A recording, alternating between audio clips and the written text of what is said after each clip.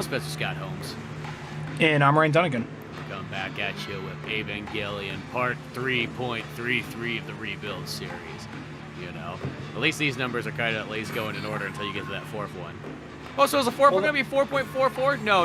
It kind of adds up to 4, sort of, like in like a bad kid's math kind of class. It's like, all right, it's 1, 2, 3, 3 plus 1. Well, I mean, kinda, but I mean, there's another easier way to say it. But apparently, it's like trying to say something with the title, which we can cover that when we get to that movie. But yeah. So before we go too far into this, I said that I saw this movie once about like a few years ago. Actually, right when I second. I was gonna say, I thought you bought this one right when it came out on like DVD or Blu-ray or whatever. I bought the second one. I bought the first and the second when they came out on either DVD or Blu-ray. This one I got like a little like 30-day tryout for Crunchyroll, and it was on there, and it was like within the. I remember it was like I could probably put almost the exact date to it. It was like the first or second day I actually lived in San Francisco. Like, well, got streaming, got internet. Let me just watch this now. Well, I have nothing else. To do, but you know, so watched it, and then. The thing about this movie is it confirms a lot of things that people are questioning, but then it brings a lot more shit up. So after watching End of Evangelion and those other ones, I was like, okay, you know what? I think I fully understand Evangelion. They throw this one and they're like, oh no, I don't. Fuck no. Well, this one, like, I kid you not, when I was first starting this one off, and it's like it starts off like, okay, here we found Shinji or whatnot, and then all of a sudden it just starts going to other stuff. I'm like, I'm watching the right movie, right? Like, it's like all of a sudden it's like fucking space pirates and all kinds of weird. Like, I feel like, did Shinji just like accidentally stumble into another anime all the way? Like Shinji, you're needed at set 32, not set 40. Come on. Exactly. Because there was like one of those ones, like I literally had to do the thing where I clicked and hit pause. I'm like, okay, that is Evangelion 3.33. I just want to make sure I wasn't watching something else real quick. I didn't skip 5 movies ahead. Is there 5 more movies? I don't know, but it's one of those things where when I first saw it, I was like, it was okay. I didn't love it. It was just okay. Then a few days ago, I watched it again, and I liked it a little more. And then I watched it, again today to refresh myself, because there's all those little things in this series you just got to look for. Mm-hmm. And I found myself like, you know what? I do like this one. It's better than okay. It's still probably my least favorite out of the 4, but I do like this one. But I think the strongest part about this movie is the opening. Not so much all the shit with Asuka, because there's things I had to watch multiple times to piece together, because even the action scenes, the robots, the Evas, the machinery, that's all so weird and so abstract, it almost takes a second to decode and figure out what's entirely going on, you know? Yeah, exactly. I mean, like, I'll say this, I actually enjoyed this one. I mean, as I said, probably maybe so far out of these three that we've watched so far, I don't know if it may be my favorite, but it's not that I didn't like it pretty much just as much as the other ones and so on. I thought it had so much interesting kind of different weird stuff going, because this really feels like the one where it's like, hey, you thought you knew that, the original anime? Not anymore. We're going to go somewhere completely different.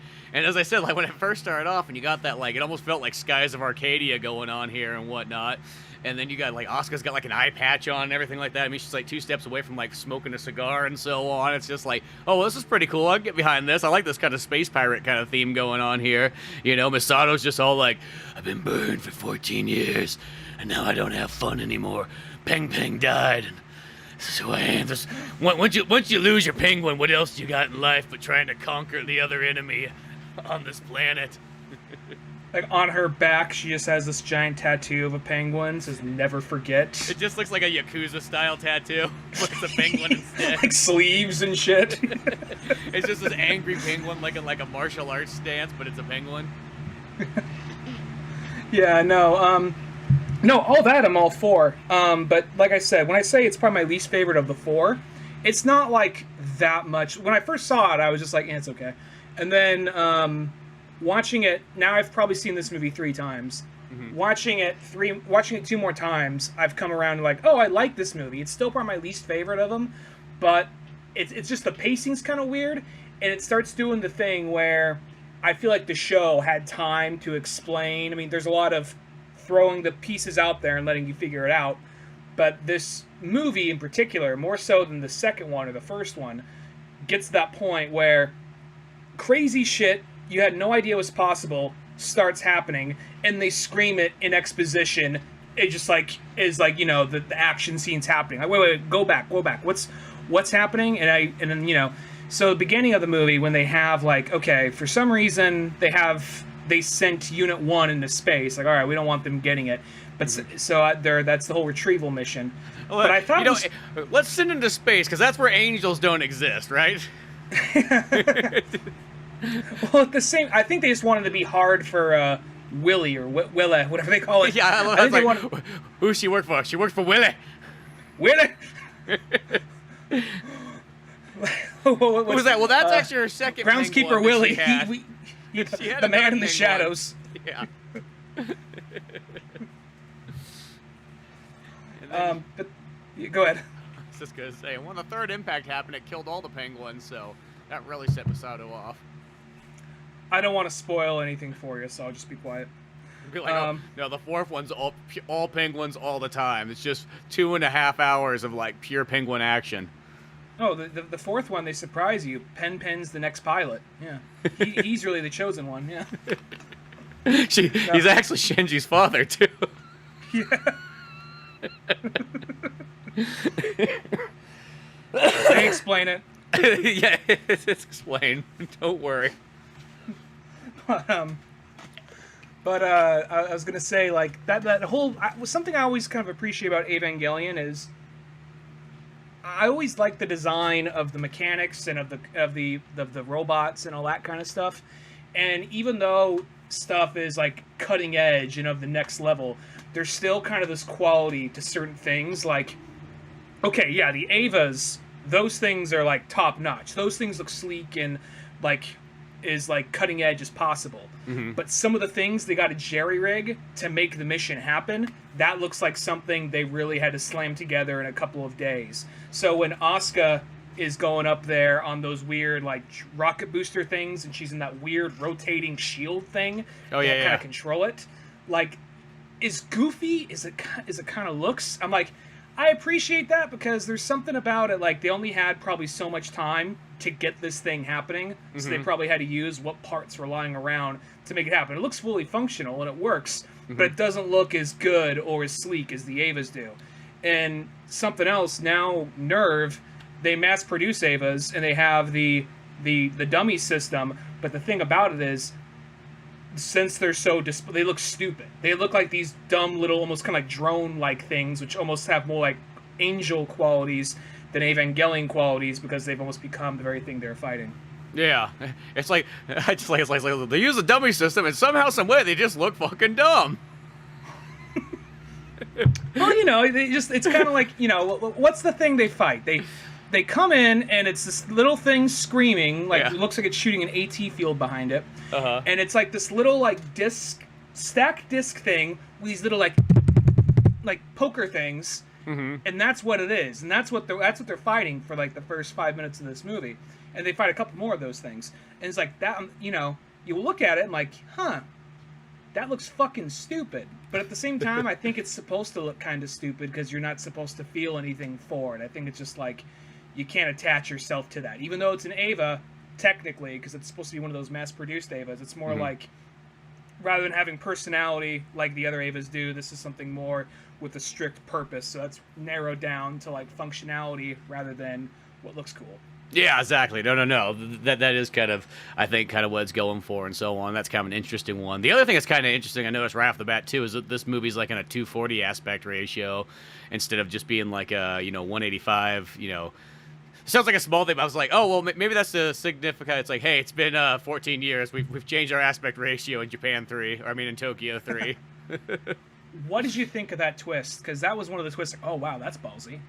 What, the aspect ratio? Oh, no, the 14 years thing. I was like, once we put this aspect ratio here, we can't go back, you know what I mean? Just saying, if we do the fourth one and all of a sudden it's back to a 16:9, people are going to be like, whoa, what the fuck, you know what I mean? You don't go full Star Wars and then, kind of retreat back, you know what I mean? You don't go widescreen and you suddenly drop down to 3x4. Yeah. Yeah, exactly. Like one of those ones. We ain't going back to Evangelion the original, but no, I actually thought that was kind of cool. I just like how it's just all of a sudden like Shinji's here and he like sort of wakes up. And he's like, oh, what happened? I thought I saved Rei and everything like that. No, Shinji, you fucked up. You saved one person, killed practically everybody else. How does that make you fucking feel? Oh, I wish Rei was here right now. God damn it, Shinji, she's not fucking here. She's not here. Neither is Ping Ping. It's all your fucking fault, Shinji. We all started hardcore smoking now just because of that. Because we can't fucking age. Well, the Eva pilots can't age. Look at Masato. Or not Masato, but fucking Asuka. Can't fucking age, but we can sure smoke the living daylights out of cigars. Well, I imagine this had to create some good camaraderie between you all. In a way, it did. We all, like, simultaneously go to our own bunks and listen to I Drink Alone, like, at the exact same time. So it's kind of like we're doing it together, but it's never really agreed upon. It just kind of happened that way in time. Come on, Shinji, look at Ritsuko. She even lost her hair. Look at, well, actually, I cut it this way. Don't you fucking say that. You know it's because of Shinji. I'll say if there's one character who took a drastic change, because everybody still, regardless of the situation, they still feel like the same characters, with the exception of Misato, because she for so long was like the funny, she was like a funny character who had to be serious and had to be determined when she needed to be, but being now the new head of what essentially would be Nerve. She's now almost become kind of like a Gendo type. Yeah, she's just like you just become kind of a Gendo figure, which you like, all this like all these guys' jobs and all this pressing matters and saving the world shit kind of comes riding on your shoulders. You just you want to be happy and fun loving, and then you realize, oh, I guess I can't be. Lose your penguin, lose your house, lose your beer. I wouldn't surprise me the least bit if she doesn't even drink anymore. She probably has to be, like, sober at all times. That's probably one reason why she's always so wound up. Like, God, I really want a shot of Jack right now. But at any moment, another fucking Ava or Angel can come in. And I gotta drive this giant fucking tank, like, in the sky. So, fuck. It's all because my fucking roommate fucked it up 14 years ago. My 14-year-old roommate, and I can't come staggering drunk, like, fire the fucking angel. I can't do that. Have to be a good example, even for there's other details they get. Like, I thought that, I feel like these, earlier I said that the movies didn't give as much of a chance to the communications crew and all that kind of stuff. I kind of forgot about some of the stuff in this one. And even though it's not a lot, I still kind of appreciate... They actually do give more to Maya. Maya has a little bit more to do as well, especially in the fourth one. But I think it's kind of interesting seeing their dynamic from being... we spent a little bit of time with them in the show, even though not as much time in this. Mm-hmm. We can kind of see everyone now resents Shinji, because everyone's dead and don't have time to interact to what he's done in End of Evangelion. So in this, we actually get to see what people think. Like, there's that little shit that destroyed the world. Yeah, fucking Gendo's son fucking thinks he's so fucking special just because he can't fucking complete a T-ball mission. Hey, that was a long time ago. No one forgets. Shinji's like, well, actually, it didn't seem that long ago to me. Shut the fuck up, Shinji. You're 28 years old now, Shinji. Better start fucking acting like it. There's just like a poster, like in the Nerve. There's in the Nerve like locker room of just like taken of that day of Shinji missing at the T-ball, about to fall down face first. It just says never forget. Like, do you have to put that everywhere, Dad? Like, they gotta know. And it's, if you can overcome that, you'll be strong one day and help save the world. And like, they just see that giant eyeball appear in the world. Sky goes red. Like, shit, called that wrong. Yeah, exactly. Something like that. And then I just like how after that they're like, okay, Shinji, this is it. You're fucking going in the corner. You put the fucking shock collar on. I don't want to put the shock collar on. You're a shame boy. Yeah. Shame boy gets the shame collar. Yeah. You ever seen the Suicide Squad before? No? Well, here's the short and simple of it. You do something fucking wrong that pissed me off, I hit this button, your head blows up. Well, I still like, even like they get a point like Masato is no bullshit. They still get across that she's not Gendo, because I'm pretty sure Gendo would pull the trigger. That part when he's trying to get away, you see her Gendo hand at the shaking. T-ball game is sitting there clicking the button. It's like, damn it, it's not Shinji's. Well, whose button am I pressing this whole time? Some kid out in the outfield's heads. Yeah. Why do we install it on that many kids out there? I don't know. That's what you're supposed to do, Gendo. You said we want the team to win. Give them a little bit of motivation by saying that one of their heads is gonna pop. It's okay. He was third string. He's like, damn it, that would be funny. It was more like, damn it, that was our star player. That was the only way I was gonna win this bet. And now he's dead. Why do we hook him up? It's the only kid that can hit over the fence. Yeah, in hindsight, I guess we didn't really think this one out, did we? You just said put collars on all the kids. I don't know. Doing my fucking job here, man. I like how it's the minimum wage guy from The Simpsons. Yeah. Well, Gendo likes to pay minimum wage.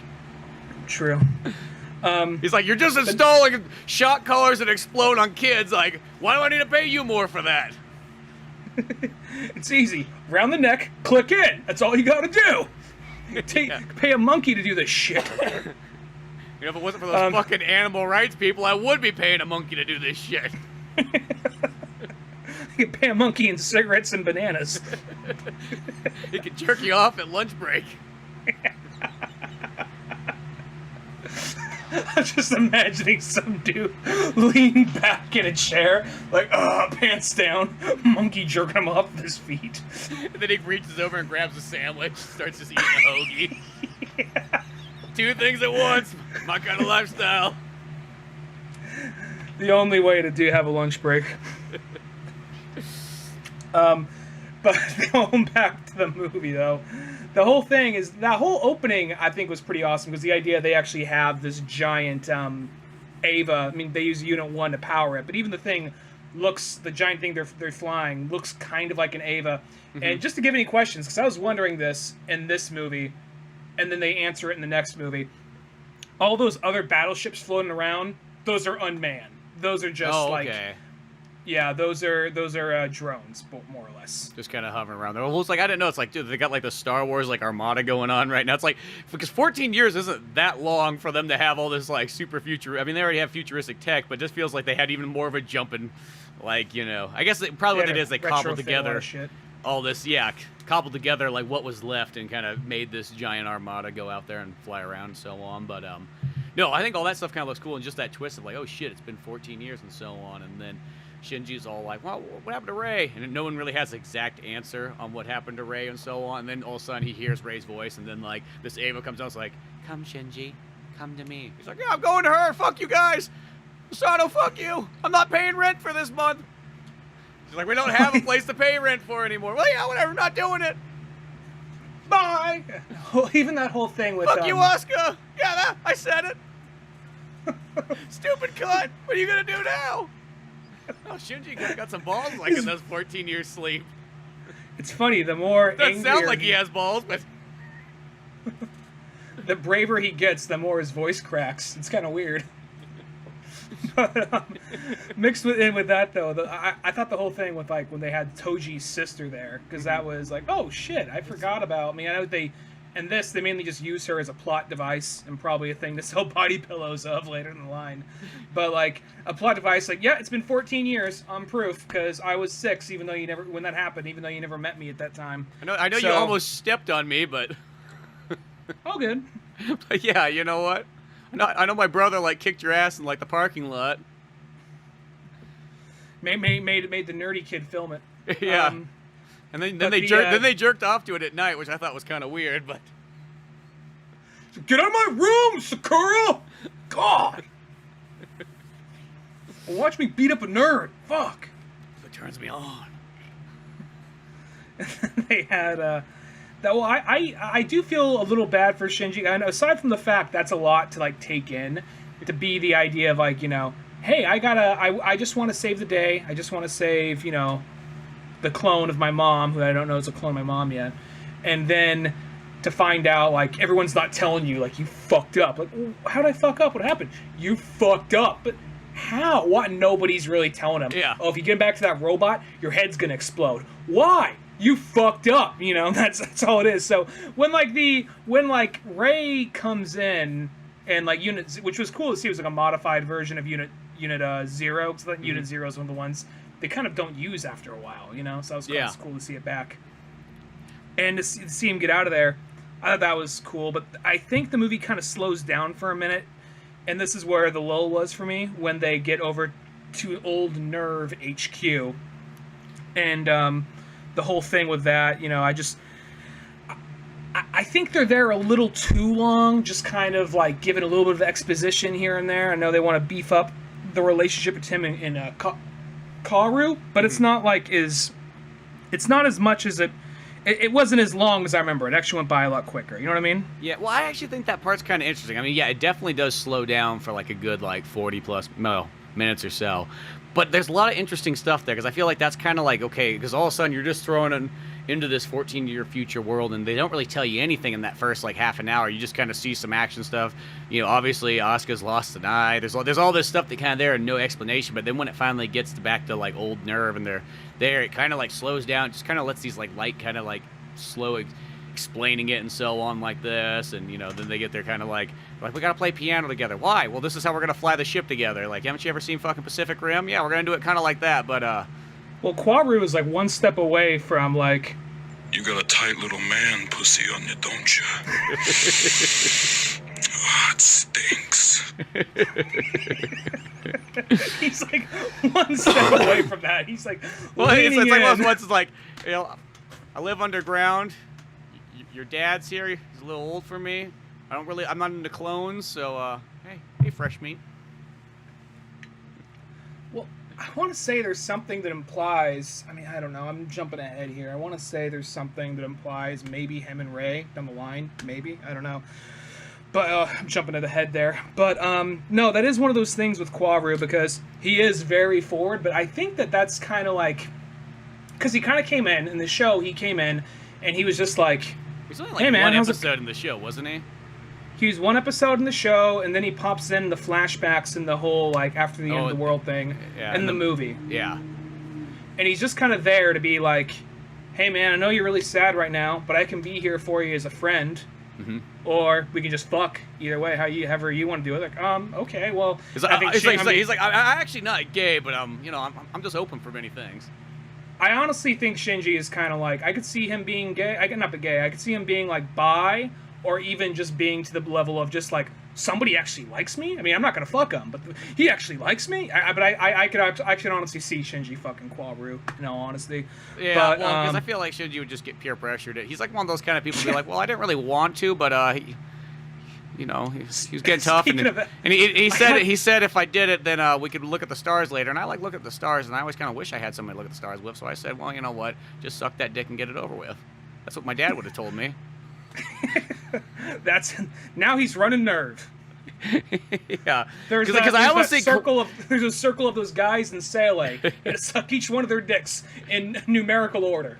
Yeah, exactly. Well, because I almost think that even Kaoru or whatever is I don't even know if he's really just gay. I just feel like he's just one of those guys who's more just he's just kind of hey, it's boring out here. It's almost like that a Brokeback Mountain kind of thing. Be you know what? It's just late at night. You know, it's something to do on a Tuesday. Just coming in saw a nutsack on this one coyote. Tried to shoot those butt bastards off. Missed it. Yeah. Got these goddamn beans. I know. I'm bored. Yeah, me too. You know. And then a guy later. That was fucking weird. Yeah. Just want to do it again next week. Yeah. It reminds me one of those. It's not really it's just something let's try it out. I don't know. It's fucking into the world. You know what I mean? Well, let's go play piano together. Well, I think they do a better job of Kaoru in this. I mean, granted, all the show, he served his purpose for the show. He came in oh shit, he's not the new pilot. He's the next angel. Oh, we're all screwed. And then, you know, just oh, he made a connection. He had to kill basically his only friend left. Mm-hmm. So that's fucking with him. Even though it was still sort of this weird kind of uneasy. Not uneasy, that's not the right word. But it was this sort of weird, distant kind of bonding experience they had. because I think the show is almost, I mean, even though he's more forward with him, probably in the, I don't know, I guess it depends on the dub or what version you're saying. On the ADV version, he flat out tells him he loves him. But in the Japanese version, he says, "You are worthy of my grace," which isn't the same thing, but almost has the same level of connotation or something to that effect. So, who knows? Well, but this, yeah. I was just going to say, because it's almost that weird one where it's just almost like, it's either like, it can either be gay or it's just be like, almost like too good of a friendship. I don't know what he's kind of going for. It literally just feels like he's just like, you know, kind of just lead him in out there. just so he can get in that pilot suit and grab those 2 spears. I mean, I think that's more what it is. Just like, you know what, Shinji's kind of weak. He just needs someone to, like, you know, scratch behind the ears, you know, tell him that he's, you know, everything's gonna be okay. Tell him, you know what I mean, be like, you know what, there's more to life than just that T-ball game.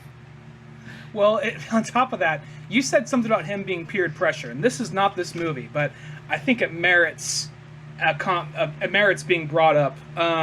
There's that whole scene with, like, Shinji and Fuyutsuki, which I really appreciate that scene, you know, because Fuyutsuki rarely ever has, like, a moment to interact with the pilots. It's usually more passing, and it's implied that he kind of has a little bit of a soft spot for Shinji because of his mother, and he had a crush. He's basically, in this one, he flat out says, "Yeah, you know what, I was kind of like simping for your mother, but then, you know, your dad came along and fucked her before I had the chance, so here you are." Like, I like, because because even in the show, they had, like, Fuyutsuki had his whole episode going over his whole backstory, where we learn more about the world, and how he was a doctor, and this and that, and then, he's like, "Oh, you don't like that guy I've been seeing, Gendo?" He's like, "He seems kind of like an arrogant prick." "Not really, but if you like him, I'll tolerate him." And then later, he's just like, I mean, I'm not really friends with him. I don't like him, and I'm going to help the end of the world for him just because, well, maybe I get a fuse with her down the line, maybe, kind of." sort of seems kind of weird. But there's a thing, because, you know, the whole thing with Evangelion, and I think this movie helps cement it more. Everything comes in loops. Everything comes in waves. It just repeats itself. It happens slightly different. In one of the video games, which kind of goes off on its own continuity, I think it plays kind of like a dating sim or something. I don't know if it's for the computer. Oh, is it the one that's like, that's on PlayStation, or it's on either Sega Saturn or PlayStation 1? It's like, it's kind of like a visual novel / sort of a dating sim thing. It's a lot of those. There's more than one. There's the one for, like, PlayStation 1, but then there's one where you could almost pick as any character and play a plot line with any of those characters. Yeah, like I think that's the Sega Saturn one. Ranging from the pilots all the way down to, like, Fuyutsuki or the communications people like Aoba and Hyuga and Misato and all that. If you play Fuyutsuki, there is a plot point, and I looked this up, and I'm going off the word of other people, but also I see the images, so I'm also putting 2 together. So there's a plot point where Fuyutsuki has Shinji come over to his house. He makes him dress up like his mom, and at some point makes Shinji dress up like a French maid, and possibly fucks him. Yeah, it's just that bored on a Tuesday type thing, you know what I mean? See, because this sounds so weird. I almost picture him being, if this was like a live action movie, because this is how he sort of has the charisma feeling of it. You know, he looks different. I feel like he'd be like the Japanese version of this, but like he has that feeling like if that was like Matthew McConaughey playing it, and I could just see Matthew McConaughey just playing that character, just kind of. I was thinking Matthew McConaughey is Quaru, like, hey man, you know, like he's just like has that level of like confidence. He's just, like Matthew McConaughey never nowadays. has a shirt He's on. like 56 years old, just like hanging out with like a 14-year-old boy, but like nobody questions like he's playing another 14-year-old boy. Well, I always thought, like, I always imagined Fuyutsuki kind of like, I know it would be kind of like an undersold role for this actor, but let's say you're gonna do like the American version, or everyone's just a different race, mixing it up or something like that. I imagine Fuyutsuki being like Clint Eastwood almost. Is Clint Eastwood nowadays? Yeah, nowadays Clint Eastwood. Or maybe even like Clint Eastwood like 2005, you know? Yeah. I kind of see that too in a sense. But even Matthew McConaughey, like, yeah, you know, like I have to do the voice to get there. All right. There we go. Yeah, like, well, what can I say, Shinji? I wanted to fuck your mom at some point, but then your dad came in and fucked it all up, and sure enough, here I am still working for him, you know? What can I say? You like shogi? Did you know your mom's still in that fucking robot? It's fucked up, right? Sometimes I just get blitzed and look at the stars, looking up, thinking about that. Like, God is trying to kill us, so we made a god. The lady I wanted to fuck is inside that new robot, which is essentially God, which means I, at one point in time, wanted to fuck God. That's blowing my mind, Shinji. Yeah, see, that's what I mean. That's how I can kind of, in a weird way, sort of picture it. Just like one of those ones. It's just like here's some pictures of your mom too. Oh, don't mind that one right there. Yeah, Like, why is she naked on the toilet in this one? That was supposed to be in my private collection. Yeah, she was aware of what was going on. Don't you give me those fucking eyes. Your mom wasn't a rich woman, Shinji. She had to do some things to pay for her tuition. Let me see. Yeah, no, that whole thing. Well, I didn't think we'd be ever talking this much about Fuyutsuki of all characters, but he always kind of did stand out to me, though, in some weird way. Even though he is the guy of like exposition for someone to bounce off of off Gendo. Yeah, exactly. Just kind of to give sort of I guess in a sense, an alternative like kind of perspective to how Gendo's serious this is, and staring off into the abyss with his hands covering his mouth. Well, for a guy who's like okay with ending the world, he is like the one like. He's kind of like one of the only. He's like the one character. I mean, because the only people that are aware of like in Nerve, as far as we know, that are aware of like the end of the world scheme by Selle is Ritsuko, Fuyutsuki, and Gendo, and then Kaji reveals it to Masato, but then it's too late to stop it by then. So. Yeah, exactly. Kind of like something like that. But yeah, it does just kind of give that kind of balance and so on. But even all those kind of scenes, really, if you kind of just take them, with the Shinji and the Kaworu and all that kind of stuff, and them kind of playing the piano, and just like those light moments and so on, him kind of going like, "Hey, you want to go see what's in the basement?"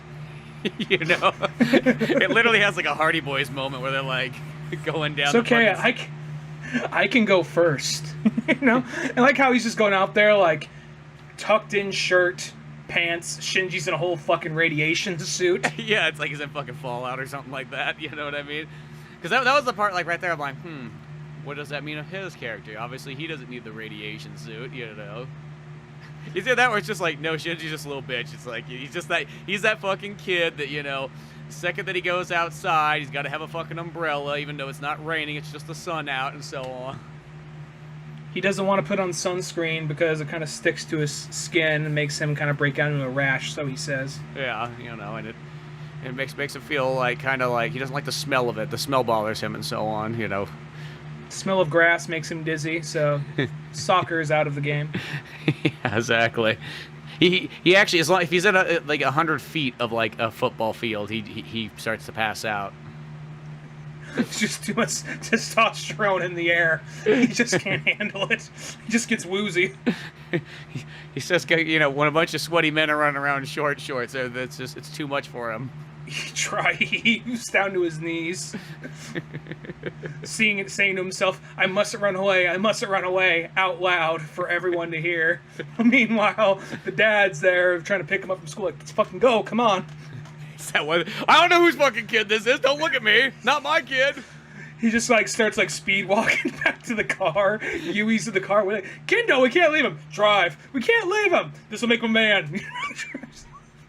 But he's our son. Here, you want a son? Here's a new son. Throws it in the back. That's it. This boy Duo. What do you do? I drive a Gundam, man. You're a new kid. Awesome. That's a man right there. What kind of Gundam you got? It's kind of like the Grim Reaper. If the Grim Reaper had a Gundam, fucking badass. You know what? You're the new son now. He's like, well, I'm actually like 14 years. You're the new son now. Cool. Can I get free rent? No. No, but we'll give you a gun. That's even better. There's some squirrels outside that have been pissing me off. But yeah, after like they go down there and I feel like in those scenes, though, there's a lot of that backstory being explained and all that kind of stuff. And I think that's kind of what makes it unique there. And then all of a sudden they're like, okay, let's go do the fucking, like, you know, fusion dance and jump into the suit to get number 13 together, just like Dad wants us to do. You know, and just go down there and find those spears of destiny.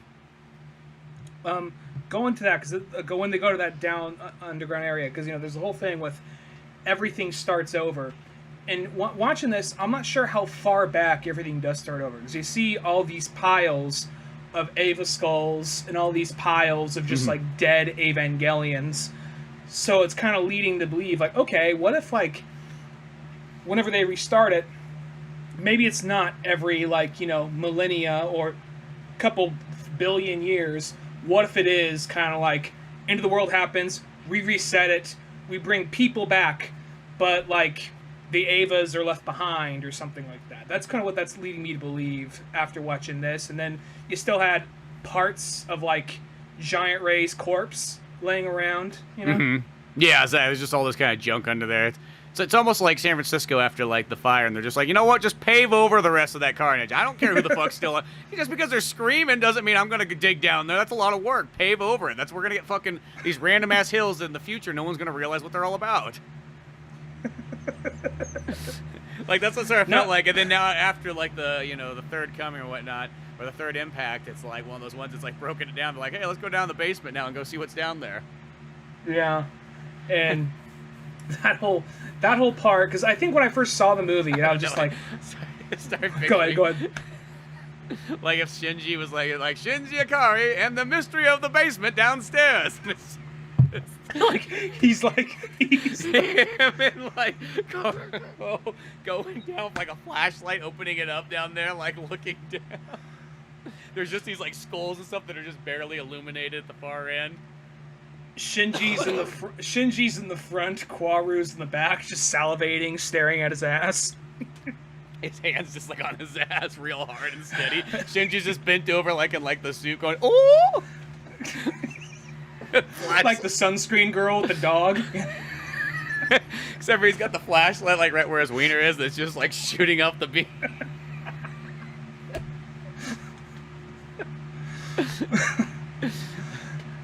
Yeah. Shinji Ikari and the mystery of the basement. And then, funny enough, we never really mentioned Ray, but, like, I love how, like, we got new Ray here and so on, and, like, it's like just like, you know, old Ray who lived in, like, the edge of town and, like, the most, like, dingy apartment or so on. New Ray just has, like, literally, like, a wood, for some reason there's all these, like, mechanical parts. He's got, like, a wooden whack shack like the guy from fucking Oklahoma has, living on the side of town. With, like, it's just, like, in there, there's, like, a bed and just, like, a bunch of piles of junk and so on. Just well, even that whole part, it doesn't even have a like, fucking roof on the thing. That whole part, it's like, you know, well, we don't see where everyone else lives exactly, but we're assuming they're not, because, you know, it's just, okay, we're in Nerve HQ. A lot of shit got destroyed, but I'm assuming somewhere there's some barracks or, like, some hospital beds which aren't being used. Yeah. But everyone's just kind of living in weird, random, scattered. There's like 4 people living there, 5 with Shinji, and suddenly it's just like, yeah, we're all gonna live completely on opposite sides. We all like our space here at Nerve HQ. Yeah, exactly. And for some reason, Ray's built a wooden, you know, ramshack, like, hut, like she was living in the 1800s. Well, even, like, well, I'll say this Ray, or, like, you know, because the thing about Ray is in time, she slowly builds up personality.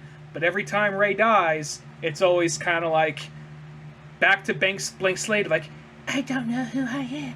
What am I doing? You know, like, we gotta do this shit all over again. But at least by the end of it, it's rather than just being like, rather than just kind of like, rather than just, like, kind of building up to, like, I like Shinji. She's like, she starts questioning, like, the other Ray? Who's the other Ray? What's this? What's that? You know? So I find that kind of, like, the last, like, minute Ray got a little bit more interesting to me again. Yeah, not last minute, last act, I'd say. The last part there. Well, because that part too is Shinji's like, I brought you books, Ray. These are the ones you fucking love, the English literature book. Why aren't you reading it? She's like, you didn't order me to. You're like, well, why is it always got to be in order? Ah! It's like, even the whole, I was going to say that when they get to the end of they go down, actually, go back to Ray for a second. She's still doing that Paranormal Activity thing where she stands over him while he sleeps. Yeah, exactly. It's just, they really just almost need to do the Paranormal Activity thing where it's just like she stands there and then it like fast forwards throughout the... It's like, so you're kind of like moving her head maybe just a little like, bit. Well, like everything else moves in there, and she just stands like perfectly still almost. But the whole thing with one of the other things going back to Ray is, not Ray, but I guess the mission, when they go back to the basement and they're like, okay, we're finally going to use Unit 13. I kind of like how they're like, all right, well, Unit 1 is not going to be in the movie because it's tucked away in this little pocket thing. But we got one that looks pretty much like Unit 1, just kind of different, has 4 arms. Yeah, exactly. It takes 2 pilots, so yeah. Make sure you got your Pacific Rim skills all intact right now.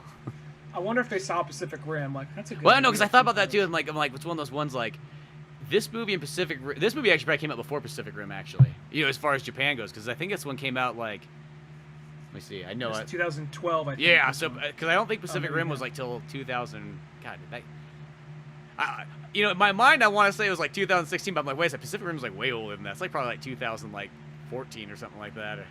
It's,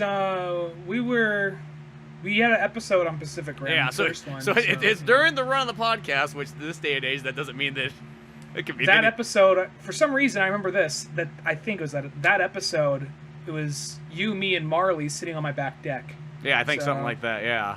So... Yeah.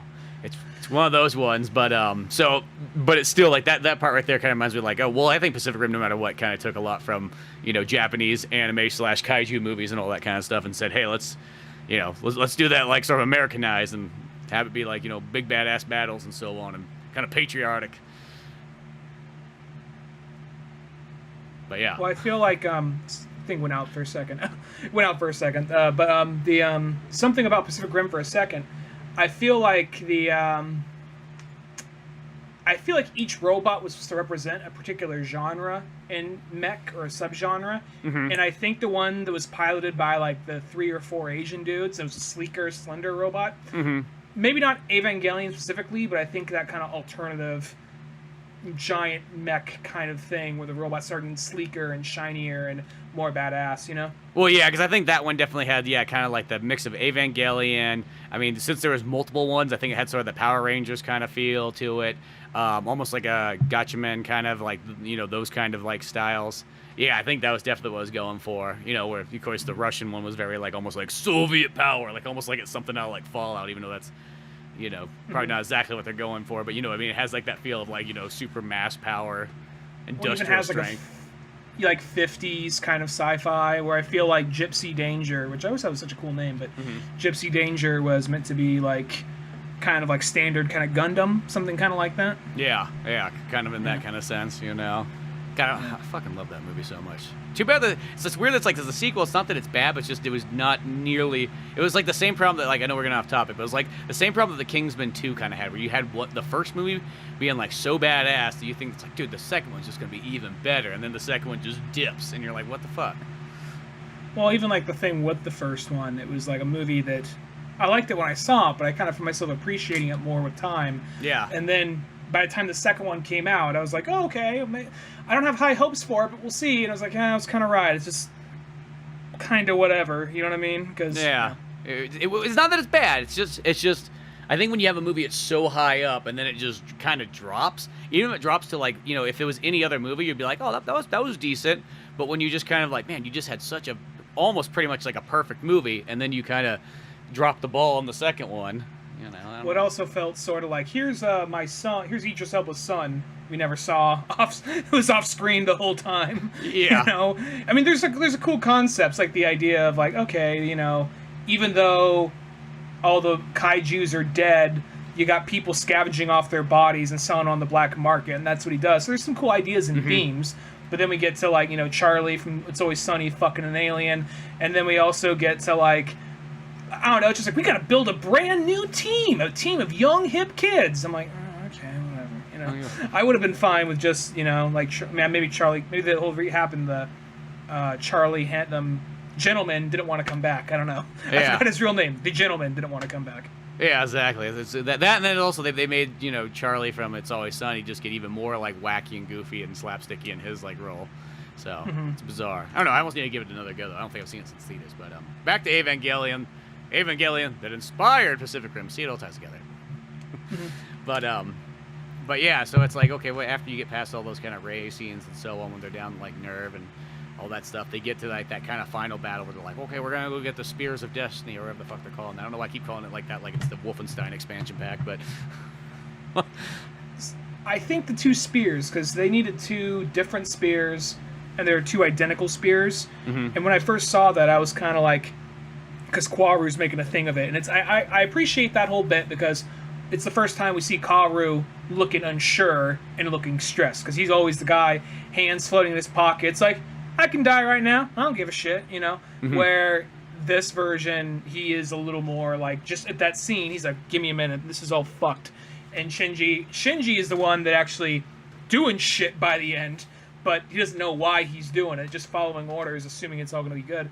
But I think since there is, I might be wrong here, I don't know. He says there's two spears there. Why is there two spears? Now, I don't know if there's something happened where, I don't know, they genetically engineered another spear or some shit, and it was all meant to be a trick for them. Or if it's like, hey, this is a cycle, but I think Kaworu already knows the cycle. Kaworu knows the cycle, but this is the time he chooses to break the cycle. And I don't really understand how or why he comes to that, but I mean, I'd still, like, appreciate the scene in for itself, Yeah, exactly. Well, it's kind of that thing where it's like there's, and then, of course, Asuka and Mari show back down. They, like, try to, like, stop them from getting the spears, and then they have their kind of battle scenes and so on. And then, of course, at some point, Kaworu's kind of like, he's like, by the way, I'm the 13th angel. There's nothing you can do about it, Shinji. Look, there's a screen between us. Yeah. Well, I got that shot collar on. Well, even that part, I mean, I knew that, they don't explain it, but, he could probably take it off because of his angel powers. That's just what I assumed. And he put it on himself. He took it off Shinji. I'm pretty sure he can take it off whenever he feels like it. No, Shinji can't take it off. Oh, yeah. Shinji can't, but... Yeah. So I think since he has those powers, he can put it back on himself. I don't know why he would just wouldn't throw it away, but maybe he's just like, you know what? I don't care if I die. So yeah, I'll put it on. It's fashionable. I like Iggy Pop. Well, I think it was also, too, to sort of say to, like, Shinji, like, hey, Shinji, you can trust me. I'll put, like, the explosive head device on. That's how you... I'll suicide my squad.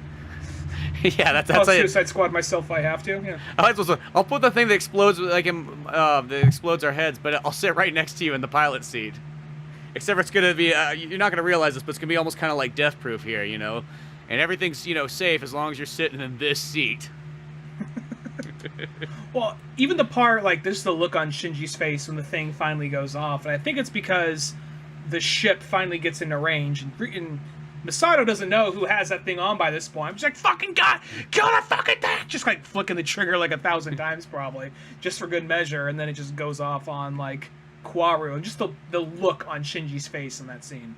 Yeah, exactly. As, like, the blood's running over the screen and all that. I know, he's just, like, staring over, giving him, like, the one-eyed look, kind of turned, like, ah! I had a friend for a day, and we played piano together. It was longer than a day. Well, it felt like a day. He was going to take me great balls of fire. Yeah, we were going to go to Magic Mountain later. He's like, but I thought it destroyed everything. No, it didn't. The Angels knew what fun was, and they left those theme parks, there. Knott's Berry Farms is there, too. Yeah. They destroyed Disneyland, though, which I guess that says where they stand on their preferred theme parks. But, yeah, that's what we said, and now I got nobody to go with, because Asuka fucking hates me. She's going to drag me out of my fucking ship and tell me that to be a man and stop sucking dick. I wonder if they ever said, like, okay, guys, so we just got to do, like, I'll make a man out of you montage from Mulan. We got to all do that at Shinji. We got to practice. I know it's our day off. We all got to get this routine down. You know what? We're going to shoot a fucking arrow on top of this giant wooden tree, and he's going to see if he can climb up with his belt. Let's be honest, he's never going to fucking get that belt. Get that arrow down. The smell of the tree is going to make him woozy, okay?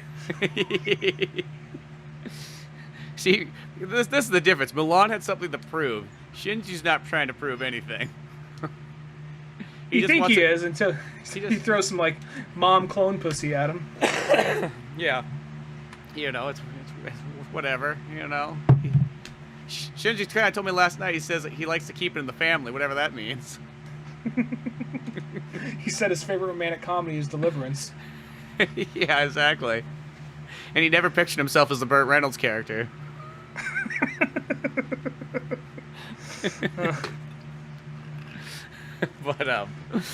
But yeah, it's like almost that one where they have that cool big battle at the end right there. Everybody's kind of like, you know, massacring each other and so on. And then as Asuka kind of pulls Shinji out, tells him to be a man, and then, you know, new Rey comes following up behind, and they walk off into the distance of like the fallout pretty much.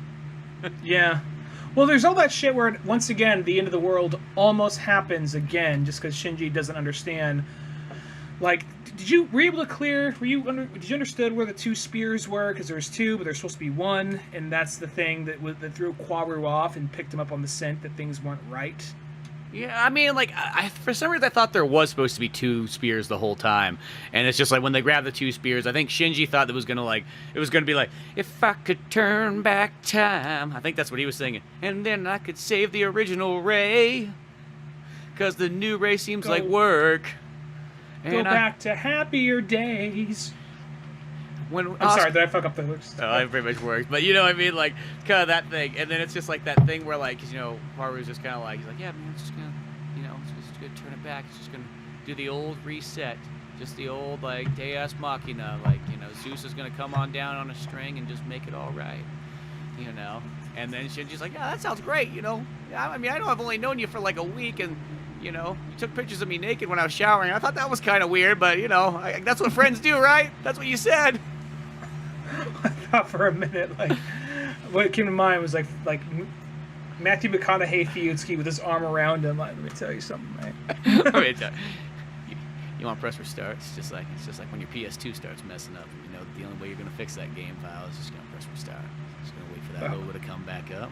It's something all good. I mean, I know you got a little bit, you know, you got to catch up. You know, I know the checkpoint was a little bit farther back, but that's okay. You know, start starting over. You know, you want to see Rey, you know, I want to see Rey. I mean, I want to see you. I'm just saying, you know. He's like pats his chest real good. Just kind of here. You know, let me give you a little scratch around the ears. You know, you like that. Yeah. Worst part of that is you just got to put down your joint, get up, and push restart. After that, it's all easy. It's already let it happen the way as the chips fall. You know. Just let me hear it. Come on, Shinji. Sing the fucking lyrics, Shinji. Sing the fucking lyrics. I know you can.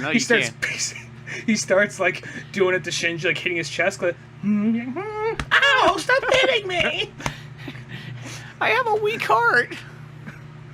Oh, it's gonna get stronger. Just keep going at it. You just gotta keep pounding, Shinji. I want to hear you pound over and over and over again, Shinji. Come on. You seen the poster? Who's my little buttercup? Oh, I'm your little.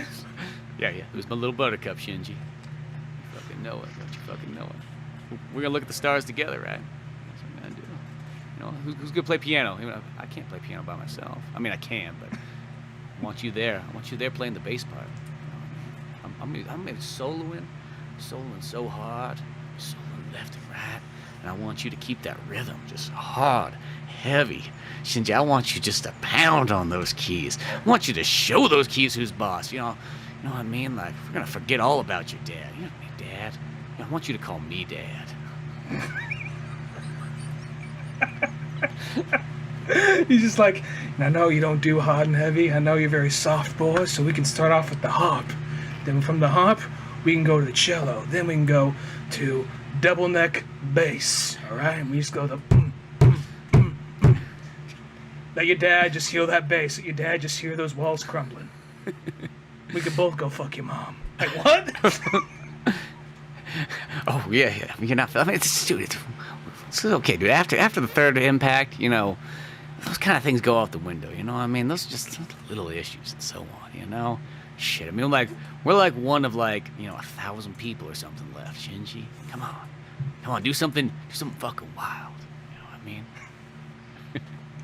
I would literally watch just like a two-man, like, you know, because usually these scenes it's usually obviously the way a movie's edited that, okay, this scene probably happened a lot longer in real time, but in the movie it's just going to be 15 minutes. Not even 15 minutes, just like 5 minutes, but in the movie it's 15.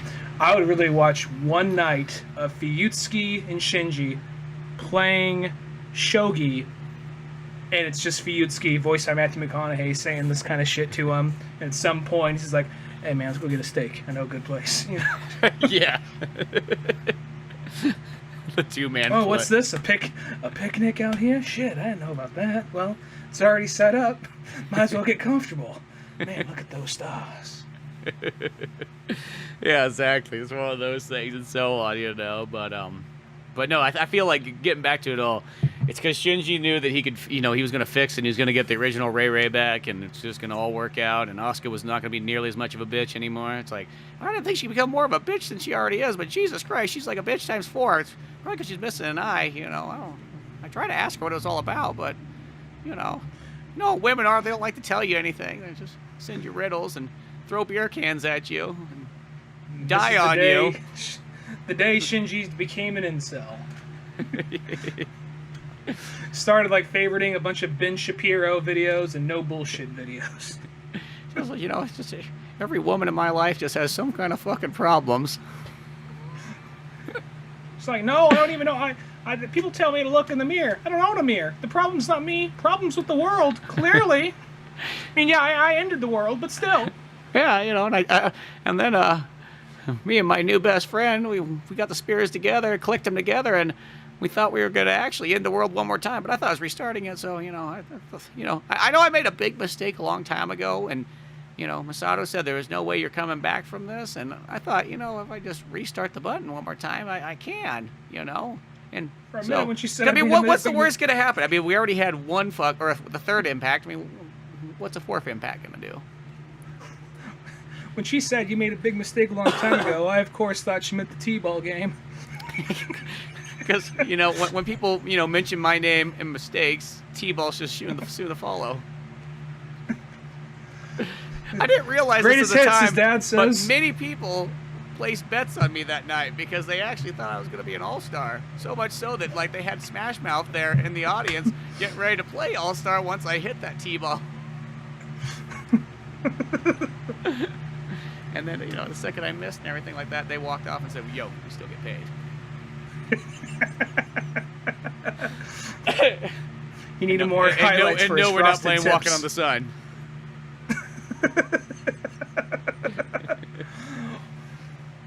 How about I'm a believer? Go fuck yourself. Yeah, all right. But no. Asuka stopped the forthcoming or whatnot by crashing her crashing her fucking like ship in and had to rescue Shinji. Or was it It was Asuka that crashed it, right? You know, there's all kinds of stuff going. So what's her face? There's a couple things. So the angel, it's like Quaru always knew he was an angel, but in this version, I guess he assumed he was the first angel, not the 13th, where in the original he was 13th or some shit. I don't know. And then they fused together. No, they don't fuse together. The other angel infected that Ava. That Ava they've been teasing since the first movie. Mm-hmm. They're like, here's a badass blue-looking Ava. And that's the one Quaru's probably going to be driving in the next movie. Like, oh, cool. So he's going to, probably at some point, him and Shinji are going to get into a knife fight with that thing. And then you see that thing, and then it's just like wraithing and just shambling, like ragdoll in there. And then like, oh, it got infected by the angel. And like, okay, so at least you're going to see this thing fight as an angel. It's like, it's turning into a blob. I honestly think it goes like full Akira there for a second. Yeah, I honestly think it's one of those things where they have cool ideas, or they have what they think's gonna be a cool idea, and they're reworking it. And like, we already had an angel, we already had an Ava fight here, an Ava fight here, so Ava fights here. Well, there's this blue thing we've been teasing for the last 2 movies. Fuck it. Yeah. We'll make that part of the metaphor for the movie. Don't get your expectations up. Don't expect the same shit. There you go. That's anybody in the press conference tries to get fucking witty with us, drop that shit on them, tell them to fuck off. Yeah, something like that. There you go. That was Ono. I'm like Ono, you're not part of the press team. Well, I'm the one calling the cards now, right? I'm telling you what the fuck's up. Yeah, exactly. I voiced the cat in Fooly Cooley. Made by the same dude that made the fucking Evangelion. Just to let you guys all know, a little fun fact trivia there. is Fully Cooley the same guy? I thought he just produced it. Well, yeah, maybe he produced. I don't know. I just know he's involved, but I thought he was the guy who created it though. But I could be wrong. He had a hand in writing or something. He was the protege of Hayao Miyazaki, and he animated a whole scene by himself in Nausicaa Valley of the Wind. Know that? Yeah. That's pretty sweet. And he was there. I never seen it, but there's like Nadia in the Secret of the Blue Water or some shit. I never seen it, but that H.G. Wells looking submarine anime from the 80s. Yeah. I know what you're talking about and so on. Yeah. But I know his name's somehow attached to Fully Cooley. Whether or not just like slap it on there, they'll get some sales. I don't know if it's one of those or. I'm sorry. I feel like I totally went like the fucking nerd. Like, well, actually, I just feel like I just totally did that just now. I wasn't even talking about Fully Cooley. Like, he did do this, and he also held the microphone in the studio in this one scene because the boom wasn't working. Like, okay, all right, well. Did you find that fact on IMDb? 13 people found this interesting. It's fucking, like you go on IMDb, like, a fun fact, Shinji always drove a purple robot, a Eva, in through the series, but in this one, he's driving Unit 13, and it's purple, just like the first one. Yeah. It's good. 12 people found this interesting. Who are these fucking 12 people that found this interesting? Let's be honest. Ray is actually Shinji's mama. It's like 20 people found this interesting. Like, it's in the fucking movie, Yeah, it's not like it's a hidden fact, you know what I mean? It's not like one of those ones you had to read view the movie with the director's commentary on to know what was up. I wonder if, because I don't mean to get off topic here, but I wonder if IMDb starts, they let anybody post on there until it starts to get a little bit more crowded. They're like, okay. Not a lot of people are posting on the Samurai Showdown one. A lot of people are posting on the They Live ones. We need an intern to scroll through these. Yeah, exactly. Make sure that's right. You know what? It's okay if the Samurai Showdown anime, you know what? Fuck, just let that go. That's not worth our time to that probably gets 12 searches a year, if that. Yeah. But yeah, no, actually overall, this Evangelion one right here, and even the more we kind of talk about and so on like that, I pretty much enjoyed this one. You know what? I liked it quite a bit. Like so far, I'm only 3 out of 4 of these movies in here, but I almost will say I probably think this is probably my favorite version of the Evangelion. I'm kind of there too, just because there's certain things from the show that the show has more time to do than the movie version. I do like that. That said, though, it does have a tendency to I was going on like, that said, where the fuck was I going with this? That said, I feel like it has an opportunity to try, you already seen the show, so you know what's going to happen, so we can cut to the chase on certain things, and also catch you off guard with these things right here. Yeah, well, because it does make me wonder if you didn't watch the show at all, would this be kind of a confusing thing to watch? Because sometimes there's those things that you don't think about it because you already know what's up. I think about that. This sounds weird, but I think about this sometimes with Batman movies. Like you go to watch one of those DCU ones, and since I know Batman really well, but then it's like, man, I think it's a perfect one to show somebody like that, and then you kind of go, well, wait a second, they don't have all this prior Batman knowledge. Is this stuff make as much of a significant impact on them, or is this kind of go by like, huh? That's kind of cool, I guess. It's different. I don't expect that from Batman. I feel like by now, say my parents or your parents put on an animated, not that they would, but let's say they put on one of those animated DCU movies. Well, I remember because I think they'd be. Speaking of that, I remember when the Dark Knight Returns came out. I remember showing my dad the both parts, and so I'm like I wonder if this is almost way too complicated. You don't think about it, but you're like, wait a second, this might be almost like this, that's an interesting Batman movie. Yeah. Did he like that one? He liked it, but I don't know if it's he fully Yeah.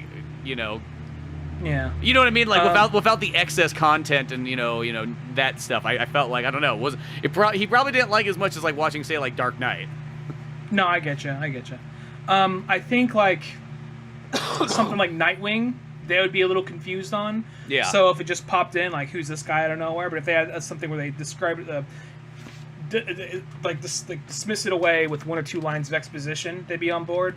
I think Bad Blood that'd be a hard one because I feel like these usually have a good tendency to kind of stay on track. Like Batman and Son, I think that one would be easy to follow because everything's kind of explained within that. But yeah, we're getting off topic. I don't know, which Batman would you show your parents in our Evangelion like retrospect. No, but I feel like going off to the original question, I think this would be kind of hard to. I think depending on how much into anime they are, how much into anime are they? How much do they like anime? How much can they stomach? Because this kind of brought Evangelion back to Japan, as far as I know, and because I was looking at some old footage of the show, and the show looks good, but it does have like an older feel. I remember when I first saw it, it had like a newer kind of look to me, so I wasn't used to it. But now it does almost like, is this 80s animation for a minute? Yeah, well, I mean, I'll say this. I actually this sounds kind of weird. Even though I love the animation in this one is actually really cool, I actually do kind of like the old animation look just because it has that hand-drawn look where this one has a lot of... grain kind of... Yeah, I just...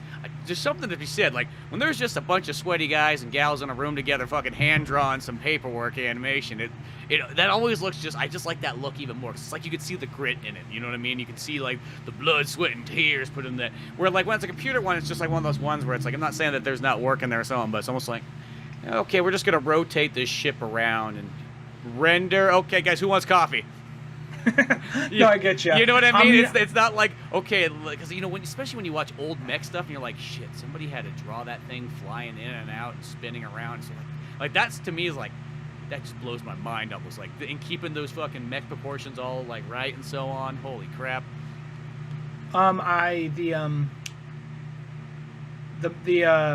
actually watched the first episode of Gundam Wing the other day after you talked about it. It's like, it's on Hulu. Yeah. That's where he's watching. Yeah, that's where I was watching it as. Just like, holy shit. So, and like now, just look at the details of like, because that is like all that hand drawn, and yeah, that thing does look aged. But I always like that aged look. I think if you didn't grow up with the aged look, unless you just like vintage or retro things, it doesn't reach out to you. But I really like that kind of like 80s kind of grain and 90s grain that a lot of these old animes have. And I just noticed a distinct difference between the look of the original series and these. I think you can. I mean, depending, if you're not into anime. Boy, yeah, that might be a tough one. I think here's the thing: if you're not into anime, I think the very first movie is an easier one to digest because it's pretty straightforward and the animation looks good and they updated some aspects about it. But beyond that.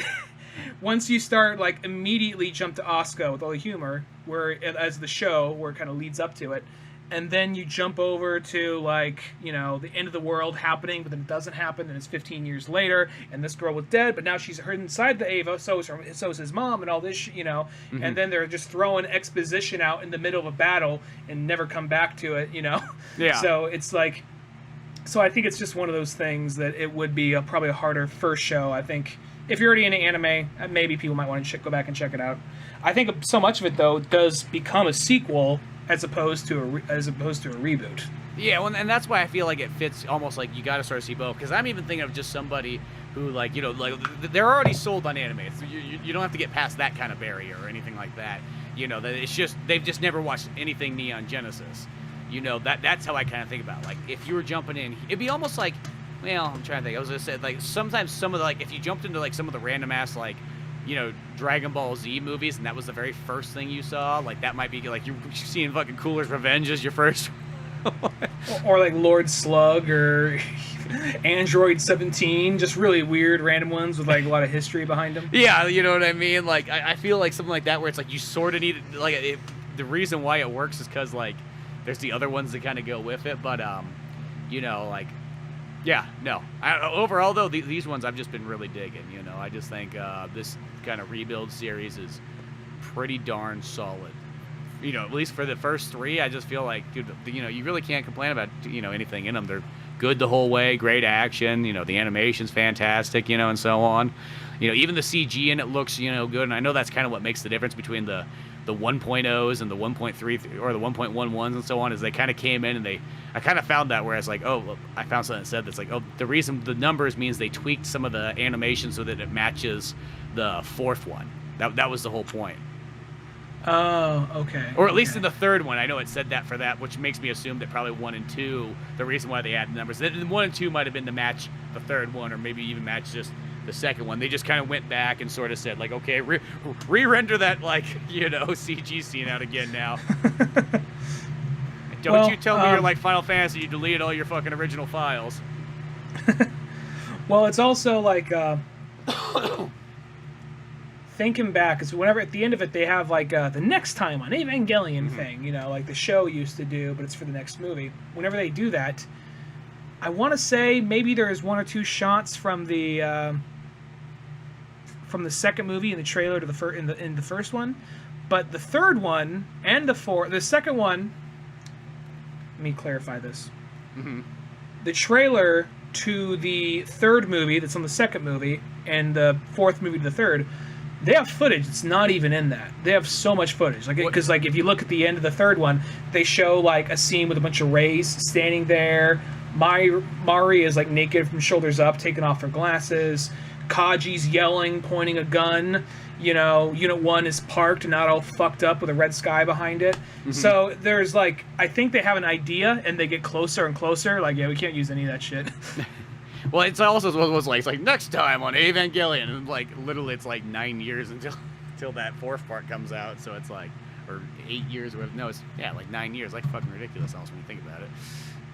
And the little trailer thing they have at the end of this one doesn't have any of that footage. No, it just the next movie. Yeah, it even just kind of had some kind of like almost like, hey, Bob, put some CG together and just like rotoscope.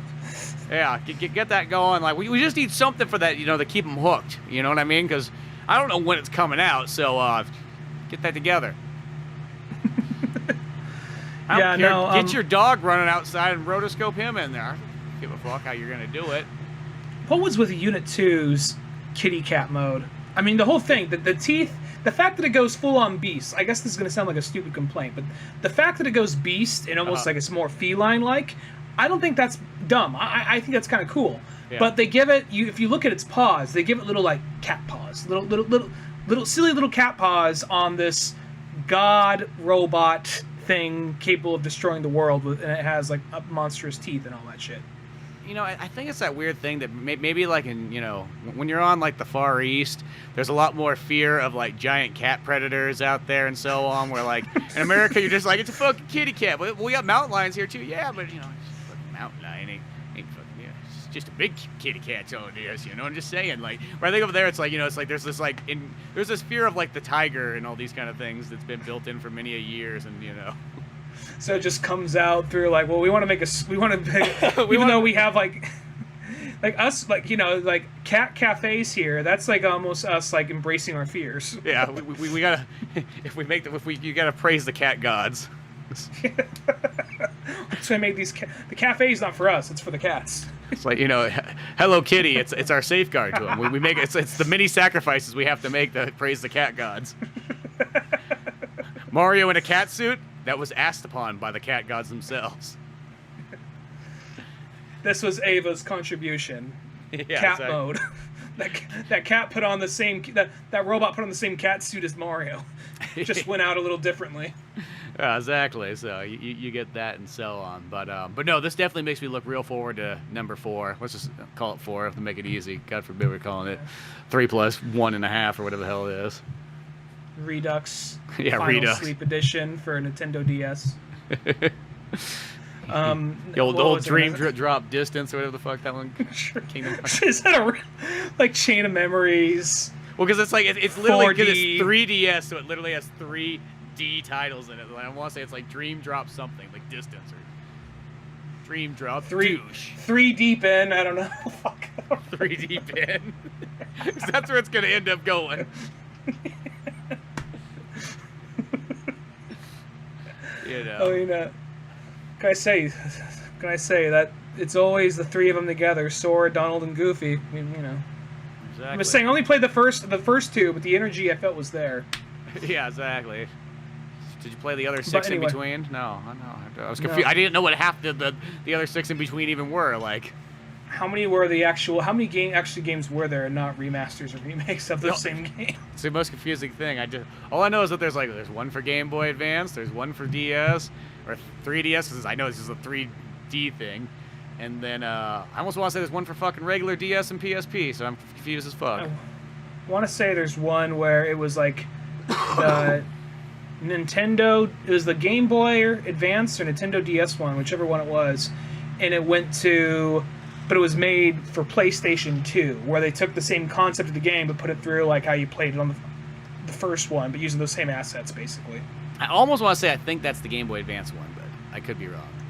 Or maybe the other, I think, yeah. Or maybe one of the DS. I don't even know what we're fucking. Why are we talking about Kingdom Hearts? We don't give a shit about Kingdom Hearts. Yeah, I tried the first one, and I gave it the old college try, and that's as far as I got. Well, anyway, let me say this about going back to Evangelion. Take some time out of your day, because this one I think is 2.5 hours or 2 hours 45 minutes, something like that. Mm-hmm. So it's almost like, I feel like it's that thing is like, shit, I know, guys, it's been like 9 fucking years, so it's almost like you're getting 2 movies in one. I felt like that's sort of what they're doing. That's what it felt like, yeah. It felt like I can say this, I feel like it's a satisfying ending without spoiling anything. I'm satisfied with where this thing goes. It's going to be like the Zack Snyder's cut, but of Evangelion. Well, Snyder's cut, where there's questions that are never going to be answered unless they decide to do, like, they're doing, like, they have Superman 78 and Batman 89, so maybe they'll do a continuation of the Snyderverse. But yeah, not to split hairs, but this one does leave a little bit more of a definitive question. It leaves a definitive answer, but they said that it leaves the definitive question. No, they definitively they comes to an end. They close all ties, but Anno himself said even though this is where the story ends, if we want to do more, we could, because there's 15 years in between, and there's other previous parallel universes or versions. You know? Well, also, just in reading on this one here on number 3, it looks like there's also a graphic novel that's supposed to like add more to this movie. Well, I wouldn't mind checking that out. Oh, yeah, I saw it somewhere, kind of when it was talked about, and I was like, oh yeah, there's actually just like I think a singular graphic novel, so that would be actually might not be kind of fun to look up where that thing is at. Where the hell is that? Let me see if I can find it really quick while we're just mentioning. While you're looking for that, I'll say that I feel like this movie, I mean, he definitely gets it across more in the final one, and it's already kind of even there in the original ending, but it is kind of like, hey kid, it's time to grow up, because you know the whole thing with, I feel like part of the whole thing with them being, it's been 14 years and they're still 14, is kind of like maybe a thing for like anime fans, like, guys, you know, can't stay focused on this all the time, you gotta grow up at some point. I feel like it's kind of like that, you know what I mean? Yeah, kind of a coming of age story to a certain extent, and then I'm not sure if it's it's a creator's woe kind of thing, but it's the curse of the Eva. We're always this age, we always stay this way because of the Eva, you know, and that whole bit. So kind of saying like, hey, you guys aren't growing up, or I'm tired, I gotta, you know, look at the suffering you're doing to all these animators, and they still have to make the 15th Evangelion thing.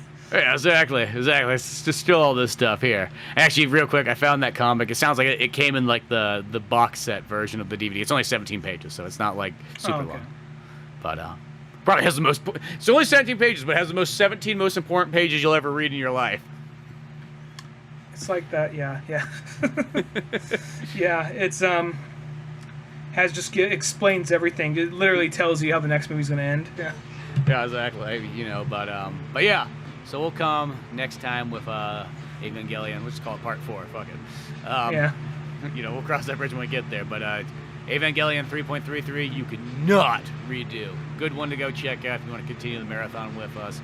Till then, you can oldmanorange.com for podcast, comic books like Pizza Boys, old animations, and all that fun stuff. I'm Spencer Scott Holmes. And I'm Ryan Dunnigan. Hey, I'll see you some other time. Later, folks.